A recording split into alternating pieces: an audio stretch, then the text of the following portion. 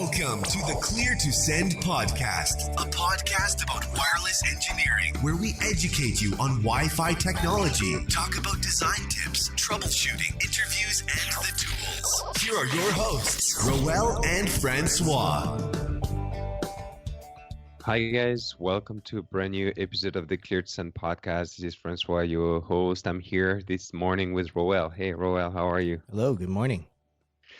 Good morning. And today we're going to talk about, we're going to go back into the manufacturing environment and talk about Industry 4.0 and how we're going to transition to that next stage, I guess, of, and everything that's going on in the manufacturing environment. And to talk about that, we have Kilian Löser from Germany with us this morning. Guten Tag, Kilian. How are you? You did not warn me. Guten Tag. Good afternoon. I'm doing well. Happy to be here. Well, thank you. Thank you for being with us. So we did the previous episode on talking about, Wi-Fi in manufacturing environment with Scott McNeil. And then you reached out to me and I know a couple of things about that, and I'm sure I can benefit to, or I can participate to the conversation. So we started to talk together and to see, what we could talk about. But before we get into that, would you be able to just present yourself to the audience here? Just tell us, who you are, where you're from, who you work for, and also, how you got started with Wi-Fi and everything wireless related. Yeah, sure. So Kilian Löser, I'm coming from Germany, as you mentioned already, working there for a very small company, Siemens AG. So we are doing stuff in the energy sector, in automation. We also have a business about trains, mobility sector, and healthcare. I started there in 2009 doing my bachelor, and then I was in a so-called the name was Expert House, and we did field surveys, we did application examples for customers to reuse, etc. And this was where my love for wireless grew. Let's say it like that. I was able to be in Singapore, in warehouses, in Tokyo, in laboratory environments. These are the cool ones. I also was somewhere at Kaiserslautern in a small village to support in industrial applications. Yeah, and there I gained some experience. Was then the team lead for the after sales support at our communication department, and I'm now very happy to be as a product manager responsible for our active wireless LAN portfolio, and had also some episodes from you, listen to them, and so I am very happy to be here and to contribute to all of the people who were here in place before me, and also sharing the knowledge they have. Awesome. Yeah, and the warehouse is always an interesting environment, right? I'm sure if you guys been in those environments, you know what I'm talking about. You worked on pretty exciting warehouses in Singapore and Japan. I'm jealous now. So really no small ones. And then you're right. It's a very special environment for Wi-Fi, and really nice applications there. But I don't know whether we are right diving into the applications there. Yeah, and you could have different type of warehouses as well. Like you could have a very simple one, and you can have a very complex one. And we've had talks from other engineers. So Maxim Getman from Russia, he did a talk last year at WPC Prague 2019. Also Joseph Radiano, which also lives in Germany next to you, he did a talk as well talking about Wi-Fi in challenging environments, including manufacturing. So and I was talking to someone I think last week about doing Wi-Fi in an airplane hangar. So it's those type. You could have different type of environments. That's also what makes it really interesting and challenging for us as well as Wi-Fi engineers. So this morning, we wanted to talk about, what is the situation today in a typical warehouse? What type of device and applications do we have, and how do we interact with the Wi-Fi? And then we wanted to shift the discussion to talk a little bit about Industry 4.0, maybe present what Industry 4.0 is, and then present what challenges it's going to bring for us as Wi-Fi engineer. So not maybe mainly focused on warehouse. I think there are already many who have talked about that.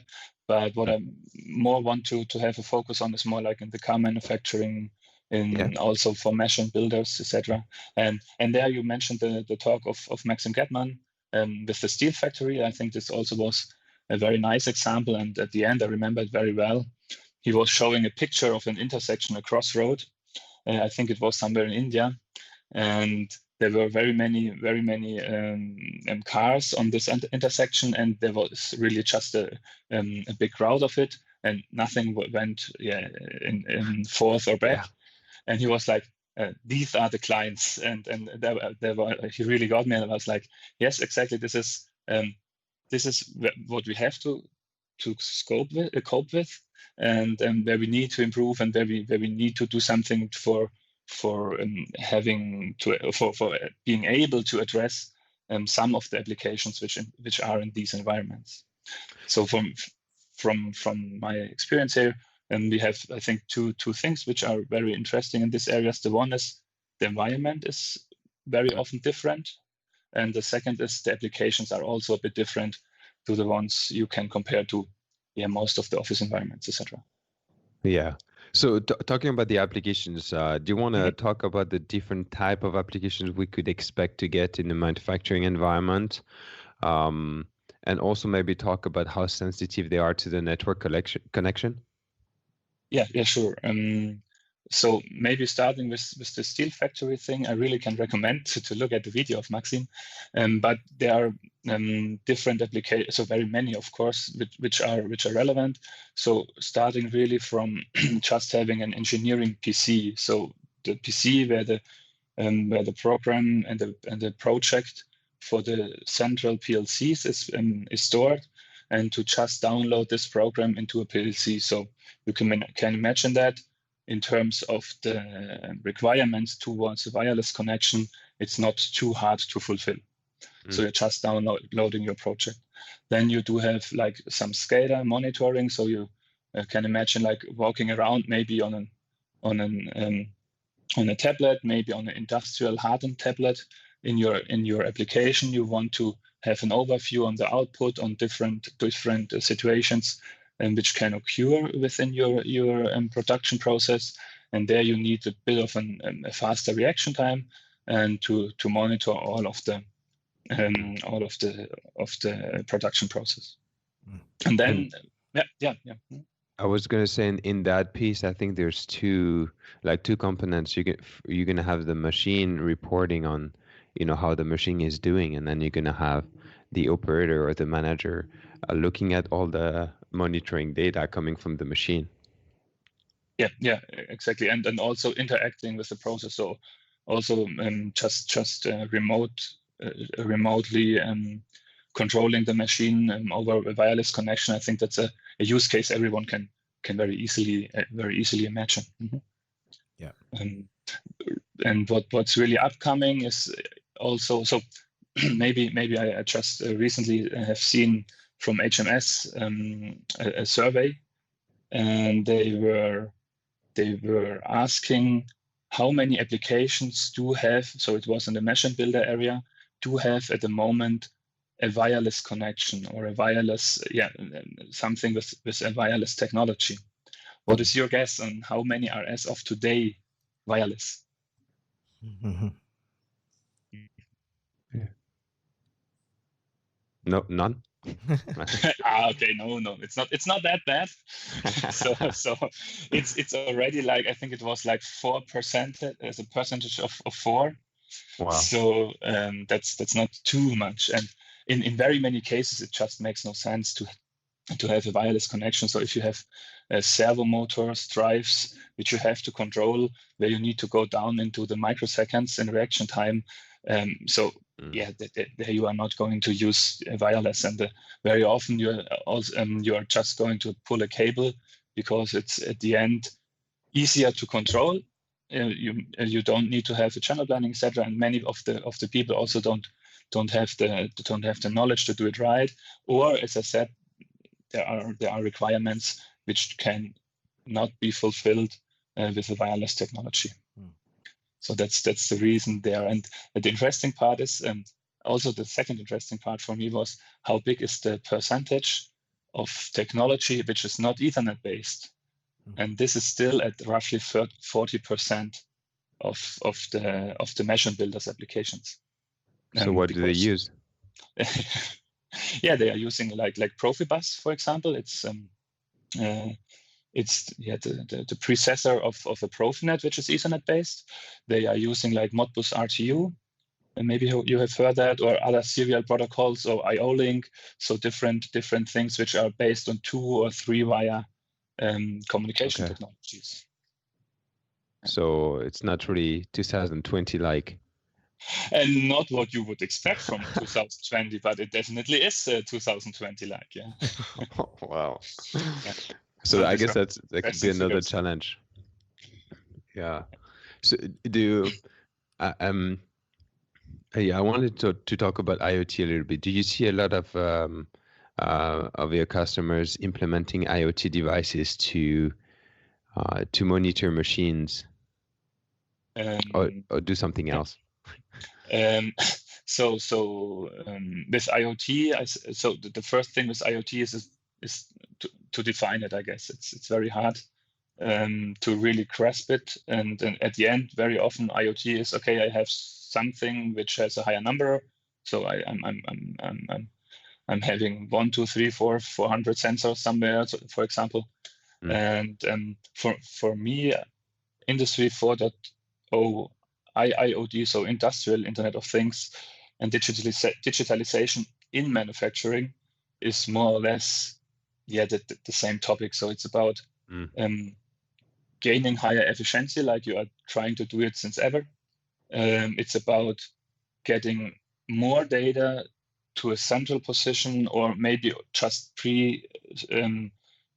pre-calculating or pre-evaluating the data at certain points, and to compare more in different factories, and to at the end gain efficiencies and gain a better Durchblick. It's in German, a better look on the different things. So yes, so this means for IoT, it's very hard to say, okay, where does it start, where does it end? So yes, there are very many initiatives who are going in that direction. And if you are looking at some of the things which were done the last 10 years, for example, you might also categorize them in the meantime as an IoT initiative.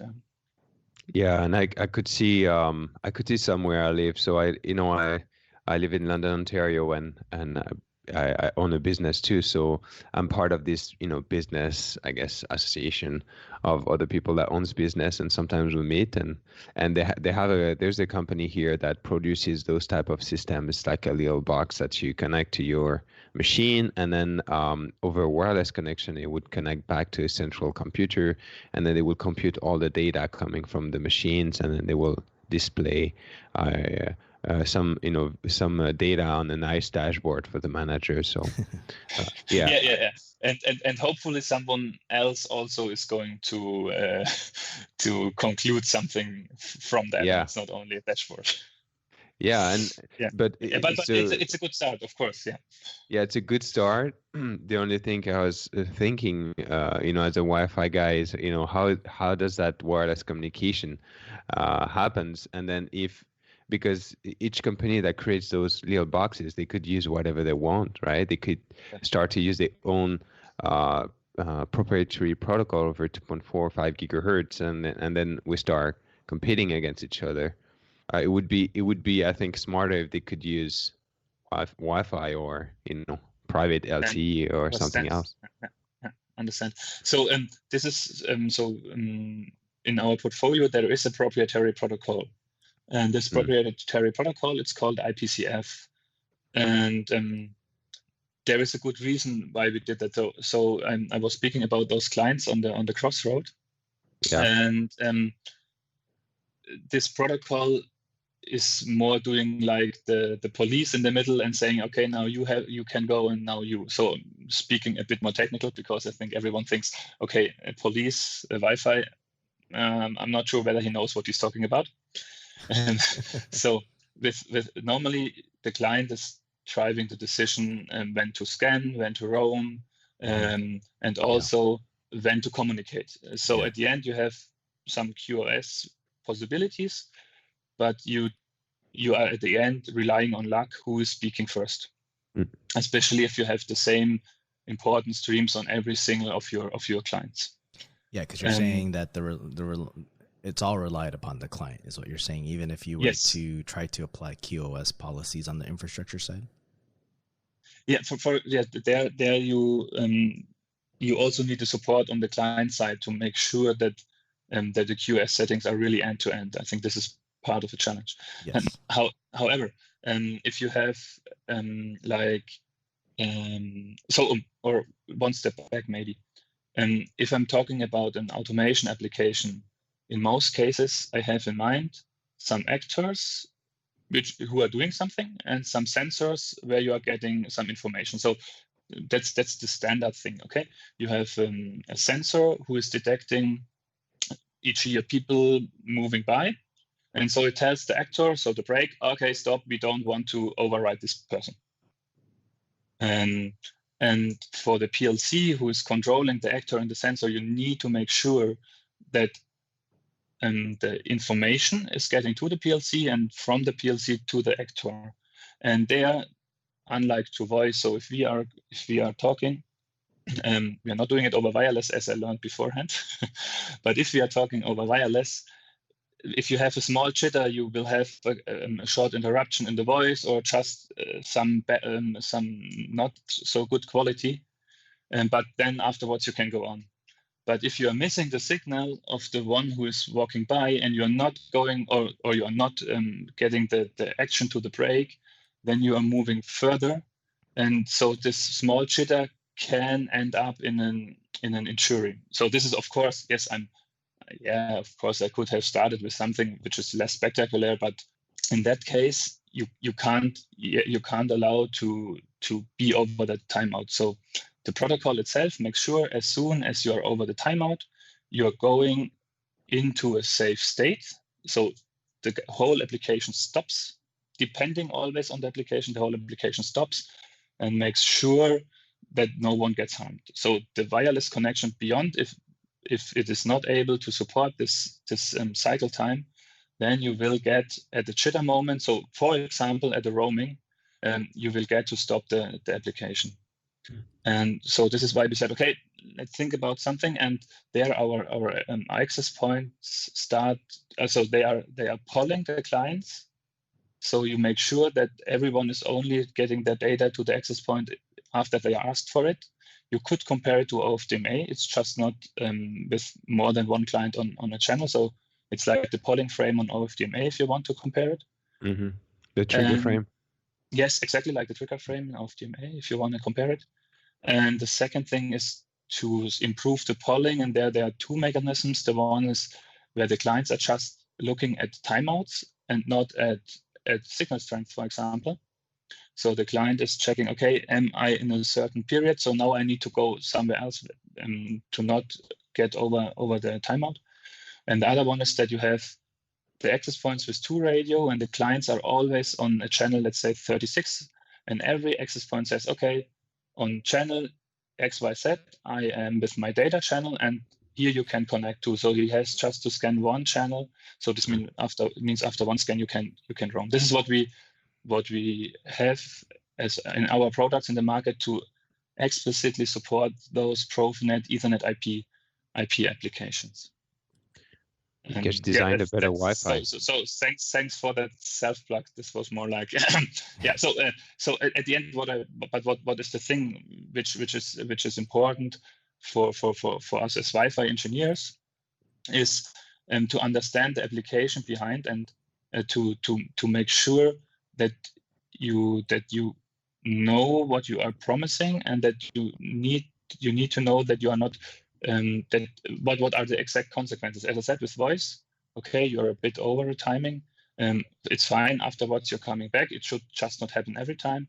And if the client is okay with the application stopping depending on the application, every 20 minutes, then also it's fine.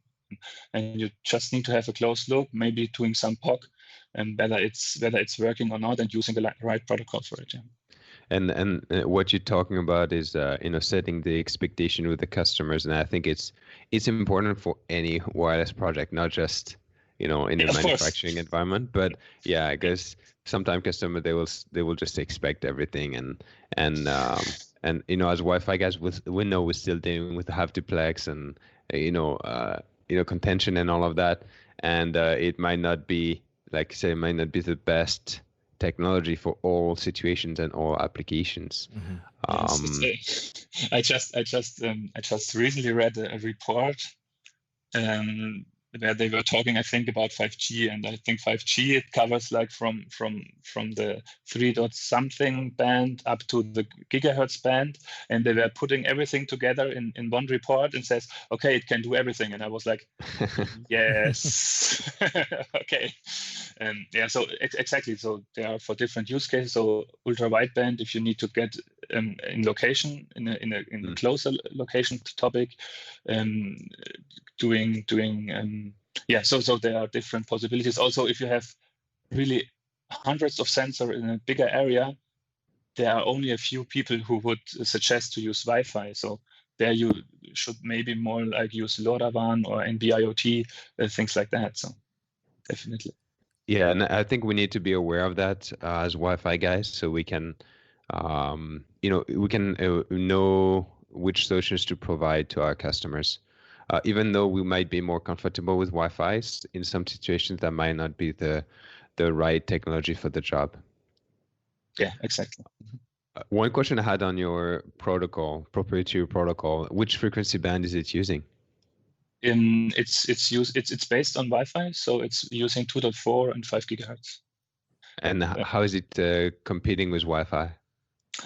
So it's using the same CSMA mechanism. Okay. So this is really the right question.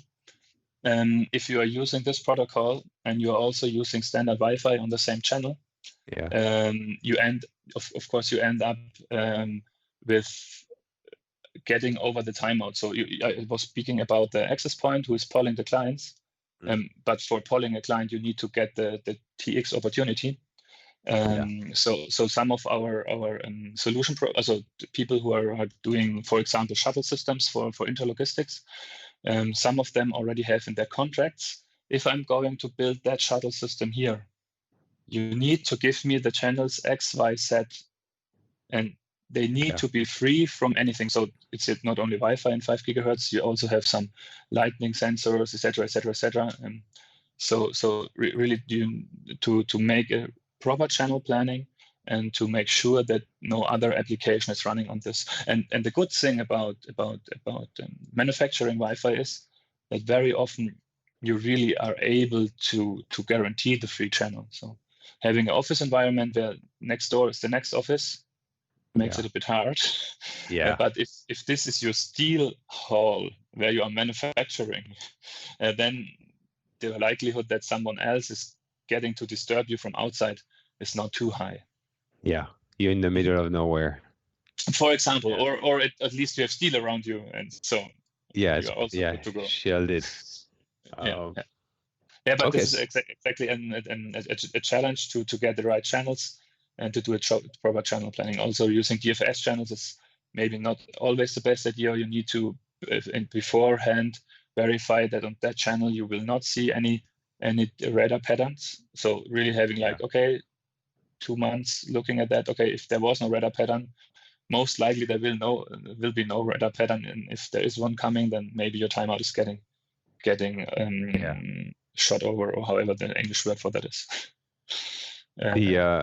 Yeah. So your proprietary protocol, if I understood correctly, if there's Wi-Fi on the same channel, they'll just contend and play nicely, and then but you cannot guarantee your latency. So it's better to just plan it on a different channel so you can guarantee the performance. Okay. Exactly. So if you have in a millisecond like hundreds of poles, we are already planning some for let's say for safety or safety security some extra how to say reserve. So some extra reserve timings. So if there is only a very, very small usage, as you said, playing nicely, then it might end up well, but you should really go for free channels there. Mm-hmm. All right. So I have shifting the conversation a little bit. I have a question for you, because that's something I've seen lately in warehouses, and I just want to have your experience on it. When you walk into like a new customer's warehouse or a manufacturing environment, how often is the Wi-Fi good?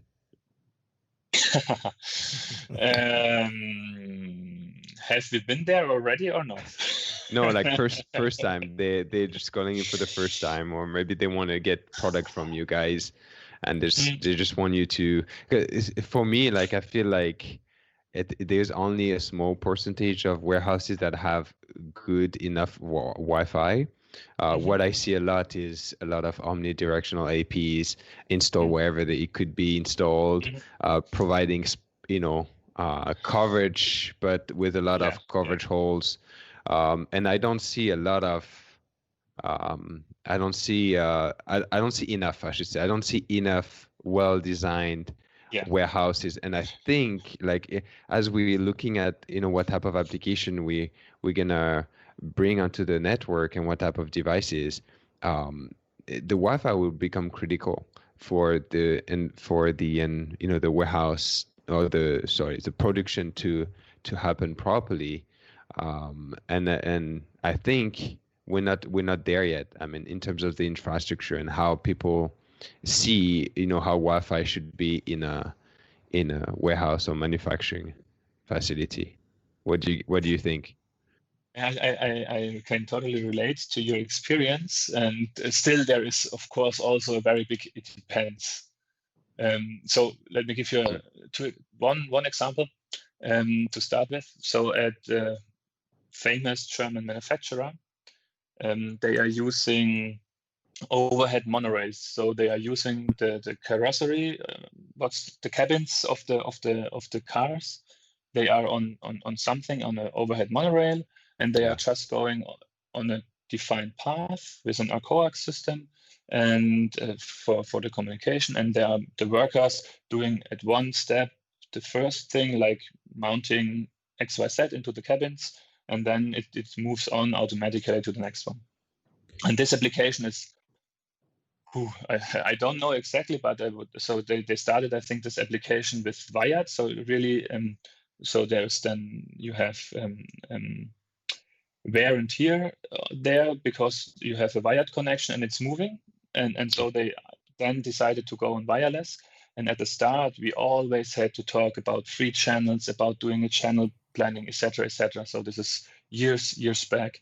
And this dedicated manufacturer, in the meantime, car manufacturer, has a very proper channel planning and also a very good look on which wireless application he has. So I think it's really depending on the company, and you see very bad Wi-Fi, yes, but it's getting better. Also, Bosch published in an expert talk, I think it was. They have, so do you know Bosch? Yeah. Mm-hmm. So they are doing like the fridges, etc., etc. And they have like, I don't know, let's say hundreds. I think it's only dozens of factories worldwide. And from a central position, they asked their people, do you have experience in frequency planning? Are you doing frequency planning? And how often, and do you feel to have the need to do a proper frequency planning, because you get at the moment problems because you're doing it not? And an overwhelming majority answered to them, yes, we do have problems sometimes, and we want your help there. And I think it's also 1-2 years back I have seen that report. So I guess they are implementing measures to do a proper frequency planning. I think that's a very important topic.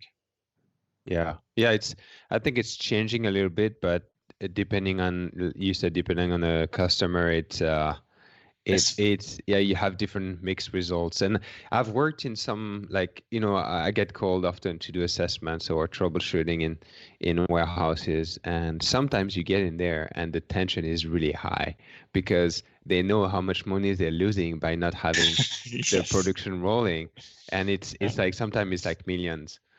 So one day I remember really, really well. One day I went to troubleshoot Wi-Fi in a warehouse, and the manager, when I came in, the first thing she told me is like, "If you don't fix the Wi-Fi today, I'm quitting." I'm like, okay, no That's pressure. Bold, and did you fix it? Not that day, but we ended up fixing it. Oh, so she quit, Yeah. then, right? No, she stayed. Did she quit? Because no, I think she's still there. We had a good experience over there because what happened is they had brand new Wi-Fi, but it was worse than the 11B they had before, right? So the manager was like, well, the old stuff we had from 20 years ago was working well, and then you guys changed it with the new stuff and it doesn't work. And then the IT manager is like, well, but we need to change it because things are evolving and all of that. So I came in the middle, and what happened is they had the proper type of equipment, they had the proper number of APs, they just had the wrong antennas. So pretty much all we did is change the antenna. Maybe we moved a couple of APs, and then we did a fixed channel planning. We did a fixed transfer power planning, and then we implemented it, and they didn't call me back. So I think no news, good news. That's a bit of pity of the job we are doing sometimes, at least from my experience. So if you were there and you fixed it and you are never hearing anything, but you just had a 3, 4, 5 hours run of it, and we were like, yeah, is it now working all the time? 99% of the time, 120? No moment. So that's a bit of pity of not getting feedback. But no news is good news in that case. Yeah, exactly. So I think it's evolving a little bit. And I think customers understand it more and more, because especially when you try to do things the right way, Roel, I'm sure you have this experience, but when you work with those type of environments, if you at the beginning of the project, you sit down with the customer and you talk about everything, you talk about the applications, you talk about the devices, they get the idea of how important the Wi-Fi is. Yeah. And then they kind of understand what it takes, and they're there with you to support you, even if we need to install more APs, or we need to install a specific type of antennas to make it work. I think they get it because they understand that it's crucial. Yeah. So if it was before something convenient to maybe have a look on the tablet if it's working, it's getting more and more, or it is already in some industries for years, really critical to the production outcome. And there, of course, you can, or there, of course, is also the understanding that you need to have a dedicated solution there, or a dedicated other antenna there, despite it is €1 more or something. Because external antennas, of course, the right ones. And even like as Wi-Fi engineer, using external antenna can be a little doubting at the beginning. I remember, like, when I started, I was like, I'm not sure I want to use directional antenna. They look like really hard to get it right. But if you study them and you understand how they work, they become a wonderful tool that you can use to provide whatever you need. Exactly, and you guys also provided already some nice podcasts to understand that, right? Just to get some compliments in your direction. Yeah, thank you. That's funny you said that, because the other day we were recording a podcast on WPA3, and then we were talking as well, and I was like, yeah, we should do an episode on this. And Roel is like, well, we do have an episode on this. Yeah, at 200, how many are we at the moment? So I definitely have not looked, not heard any. Sorry, once again, please. I definitely did not hear every story till now, but a few I really liked much. Yeah. 200 something, right? Yeah, today is 231. So yeah, when we look back at it, it's pretty impressive. But yeah. Anyway, so moving to the future and looking into the future, and that's why I asked you the previous question, because today, Roel and I, we get called to assess Wi-Fi in warehouses because the owner wants to introduce a new device, right? Or because we get contacted by, manufacturers. So the other week I got contacted by people that sells like robots in warehouses, and they told me, we want you to go over there to assess this warehouse of one of our future customer to make sure that our device will work properly in the environment. So in terms of, do you know what that means? It means it's probably not good enough. Yes, it means they already had experience that just hanging some access point there is not enough. Yeah, exactly. So yeah, that's a good news that many already learned to really we need to have a close look on that and really to make sure that it's also working not only in our factory acceptance test but also on site. Yeah, and they had very good documentation, specification, and also I think it's good. And then I guess the customer needs to have that expectation as well. Yeah. So what I really like with my job is that if I'm speaking with customers and they are showing me how they are doing a manufacturing solution. So speaking without a name about an interlogistic solution, and they have like very well documented what to do where and how precise to do it, and the sequences they are running through, and there's a whole stuff of automation, and to see that the wireless communication is the part where they are relying on, and which is at the end then working. This is really so this really makes fun to see at the end such a project, and so this is really the cool stuff of just going there to see the result. Or in your cases, I did that, and I'm really missing that a bit. Really going on site, troubleshooting things or assessing things to make sure it's working at the end. So it's really gives a good feel. Yeah, and then the question I wanted to ask you is, because we talked a little bit about Industry 4.0 with Scott last time, and we hear, like, when you read online and you look at stuff, they're talking about having everything connected in the warehouse, low latency, high bandwidth, like you name it. It's kind of like you look at all the big words in those articles. So in terms of what you guys are working on and what you can talk about, what realistically speaking, what type of new application or new devices can we expect to get in the warehouses? Let's start with that. Or in manufacturing. Yeah. So what I think is interesting to see, I have provided you 2 links on YouTube. There is a video which is describing the Factory 56 of Daimler, and this is just an example. There are many other vendors having same concepts or similar concepts. And this Factory 56, it's, as I said, it's just an example. As others are doing roughly the same, they say, okay, we want to have a very flexible manufacturing. So like having, and this also a bit compares to, for example, at warehouses where you were speaking about the robots. You have HEVs running around, making it possible to quickly adapt to what the customer was ordering, etc. And really looking this video is really like to see what they are imagining. What's the word? Imagining? Yeah. and what is already there. And also the second link I have is with the Porsche Taycan.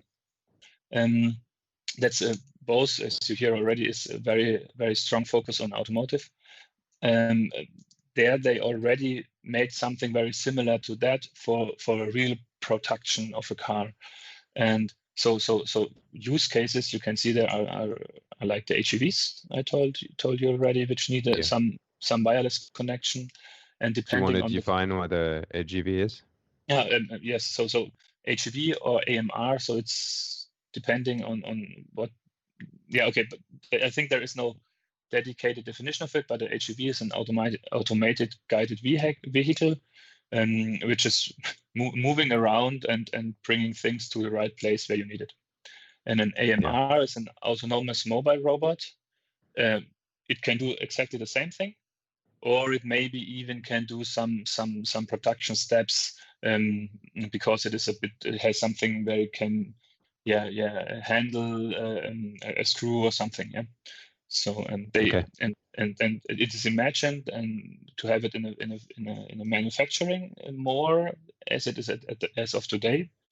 And it's really the HEV business is one which is, I think, in the last years growing very well. And so we have a guy responsible for those HEV things in our company, and he told me, now the things we were thinking about in the 90s are coming back.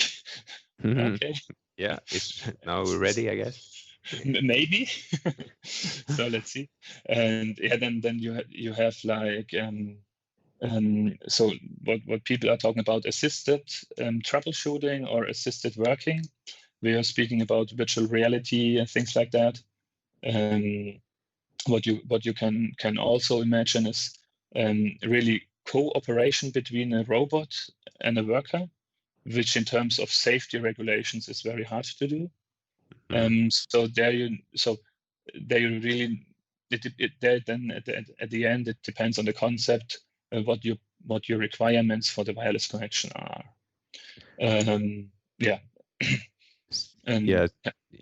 I have a question that's not related to technology, but how do you think like the job of the workers will evolve? Because looking at the links you sent me, like they're just standing there looking at the robots.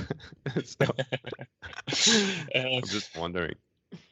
So I have seen a marketing video of an interlogistic manufacturer, and the robot is bringing the coffee and the car key at the end of the day. So the worker is sitting there drinking coffee. Talking about efficiency, I think you need definitely less people. So I think it's nothing new. So looking back like 200 years, and if you did some class manufacturing, you had thousands of people doing that.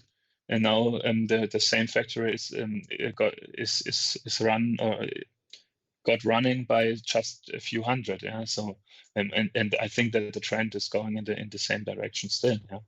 And so that's what I think. That's the same what you're also expecting. Yeah. Yeah. And we will put a link in the show notes of the video you sent. Some stuff are pretty nice. Like they have like the Wi-Fi screwdriver. Right? Yeah, what's that about? The Wi-Fi screwdriver. So. Have you seen by Wi-Fi screwdriver? Why they need it? So why there is Wi-Fi in the screwdriver? Have you seen that in the video? Yeah. Well, I just saw the guy taking the screwdriver from the cart and then using it on the car. Yeah, and so you have a different Anzugsmoment.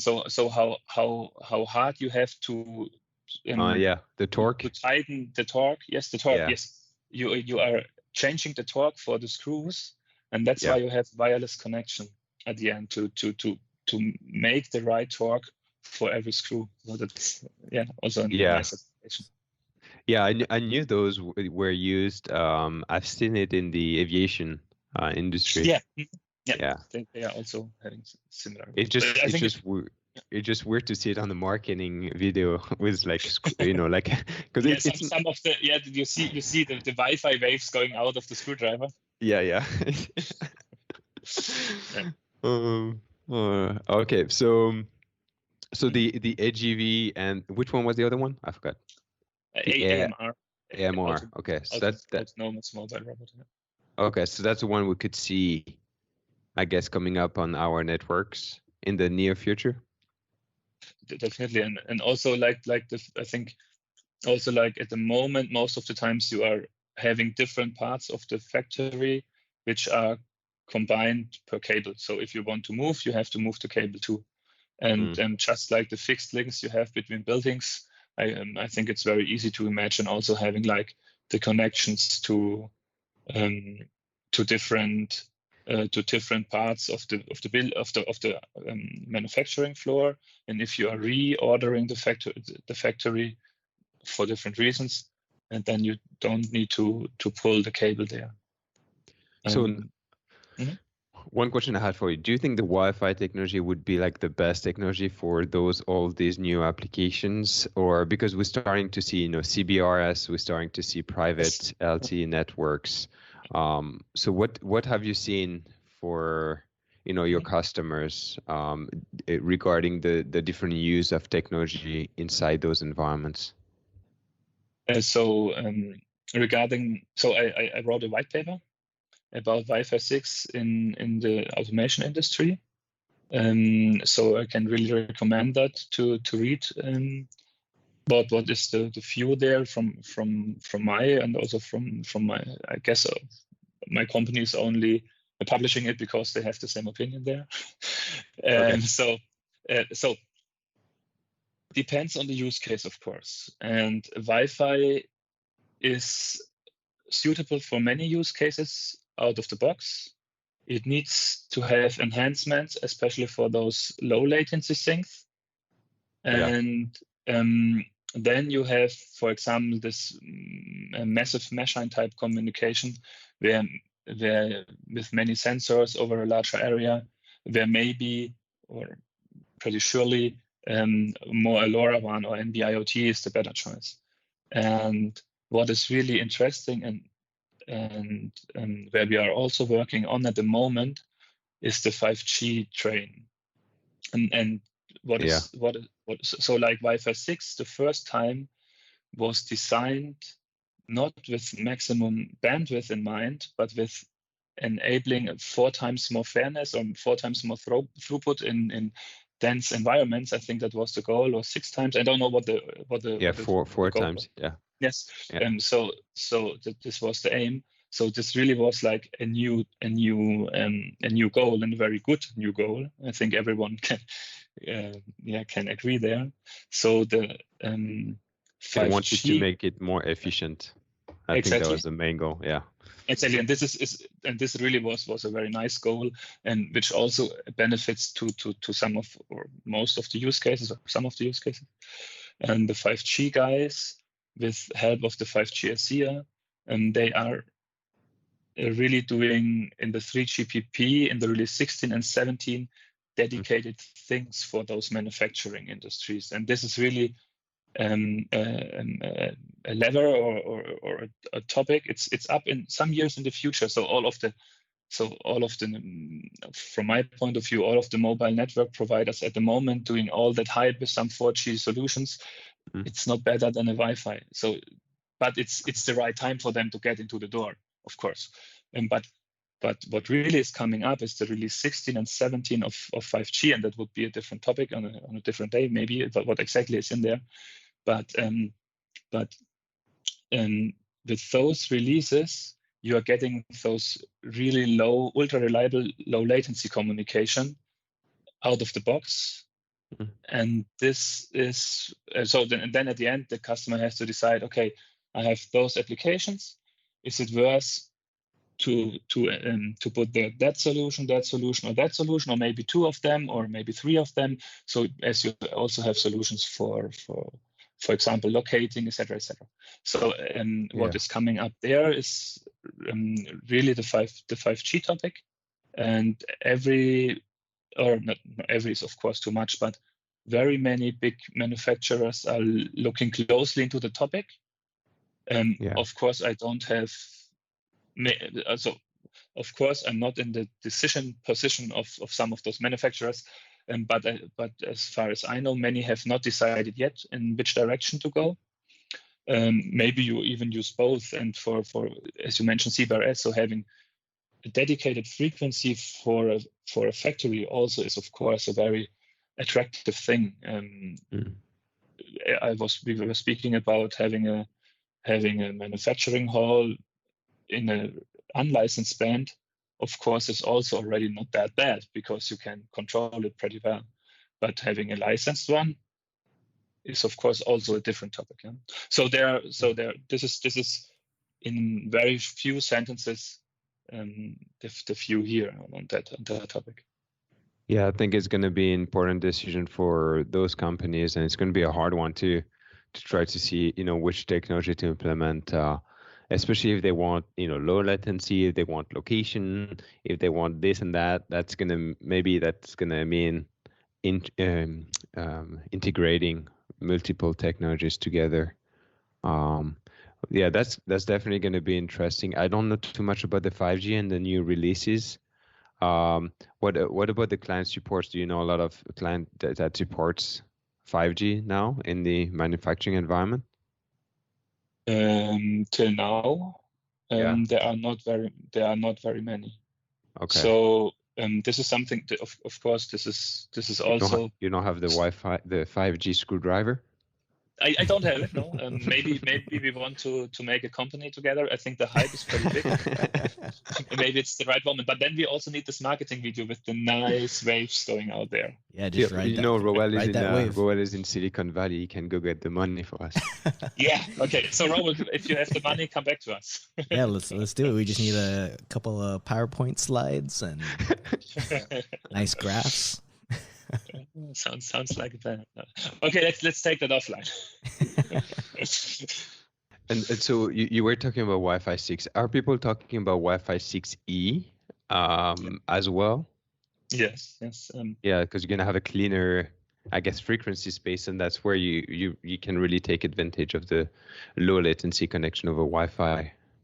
Yeah, but what I did already is having a closer look into the draft.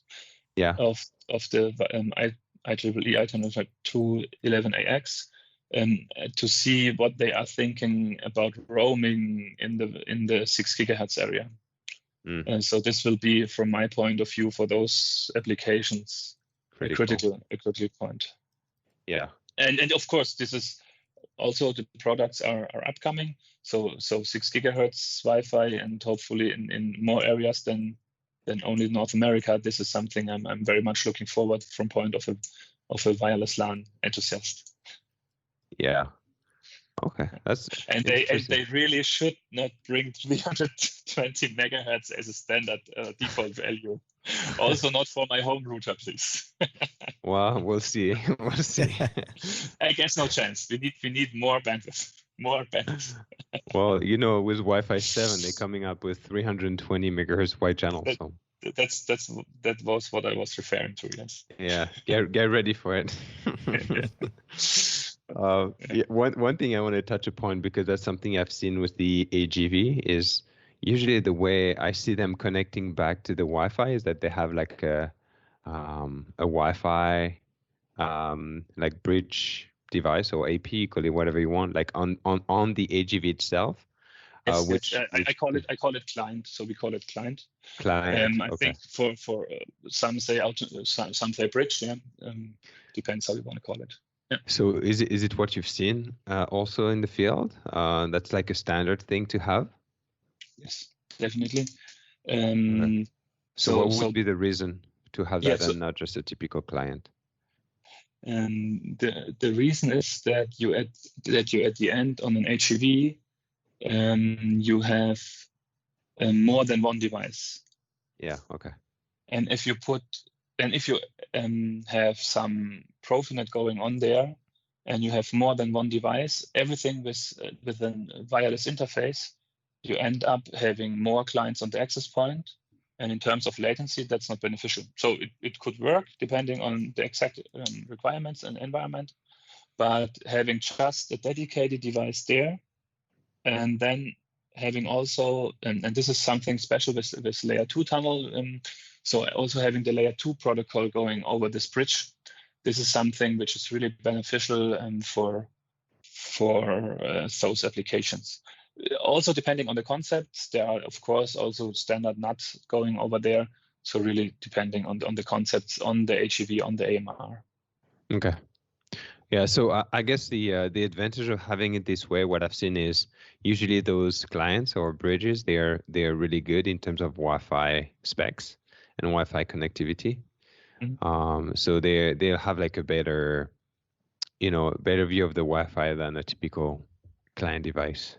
Yeah. So we are having those clients also. They are roughly the same like the access points we have in the size. Mm. So they have a certain power. They can do like NAT, VLAN, what you need on that in that. Yeah, also it's also the standard features they have, and very important is that they also are fitting very well on, for example, a DIN rail, or that they have the IP30 with a certain temperature range. So, for example, I think it's not I don't need to explain why they need to have a certain temperature range.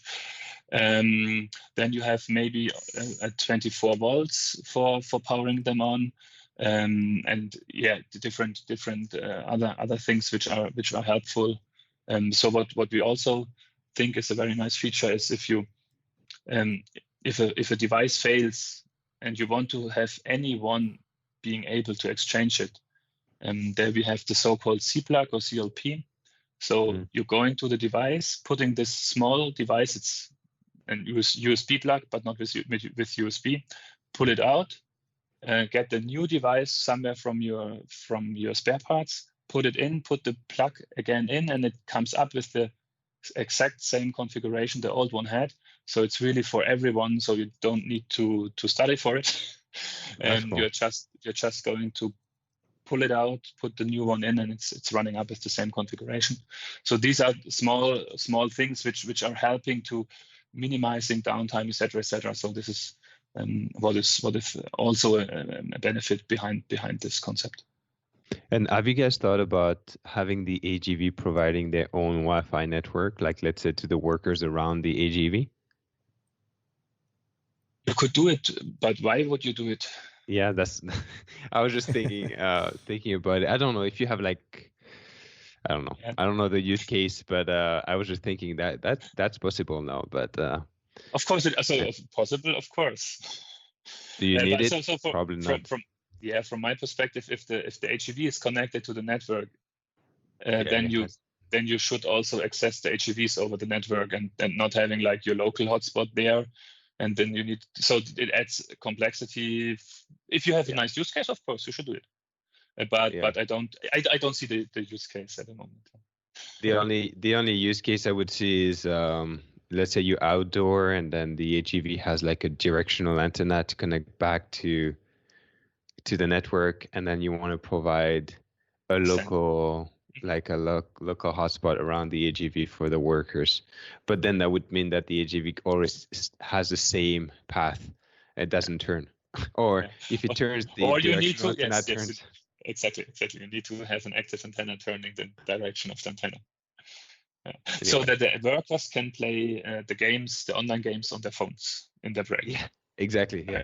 That's what I was referring to. Yeah, I understand. Awesome. Okay, so we're approaching the 1 hour mark already. That went fast. Do you want to add anything? Yeah, no, time it flies by. Do you want to add anything important that we haven't talked about, Kilian? Thank you for inviting me. It was fun. For me, at least, I hope it was a bit so. Maybe it was very well to recognize that I like and more precise, I love to talk about the topics. So I hope it was also a bit worthwhile for you. Yeah, for sure. I love those environments to roll out to. So yeah, it's very interesting discussion. Yeah, it's always fun. And do you have some special questions maybe left or something? But it's not sure that I can answer them, but maybe. I don't know. What are you guys working on? you're product manager, right? You might be working on products. Yeah. So I guess we need to first sign an NDA. Okay. So I think obviously, as we are writing white papers about Wi-Fi 6, let's guess what is coming up next in our portfolio. Can just hard to know. Hard to Difficult to tell what's coming next, Kilian. Awesome. All right. So, well, Kilian, thank you very much. We'll put all the links in the show notes, the link to the YouTube presentation you talked about, the link to the little marketing videos you sent us of the warehouse of the future, the link to your white paper as well. It's very technical, so you guys should like it. And then, yeah, if you have any questions, you can just tweet us at Clear2Send. You can check out leave us a comment on the show notes. It would be at clear2send.net/231. Well, do you have anything else to add? No, nothing else. Actually, I just wanted to remind everyone about the course that we have going on, Practical Guide to Site Surveys, and would definitely help in this case if you are in an environment like this, complex environments. That's why we created the course, but just head over to courses.clear2send.net. And I would like to add that I want to invite everyone to connect at Twitter or LinkedIn. So I would be very happy to be connected there with you. Yeah, awesome. So we'll put your Twitter handle as well in the show notes so people can follow you. Yeah, definitely give them a follow and also extend the conversation there. I think there needs to be more conversations about the industrial environments and really getting an understanding of Wi-Fi is just not carpeted environments, right? We see a lot of those types of discussions, but what about some of the challenges and what's coming in the future for Wi-Fi in these industrial environments? Happy to do so. Yeah. Awesome. Well, thank you guys for the great discussion today. And I guess we'll see you next week in the next episode. Thank you. Thank you. Bye-bye.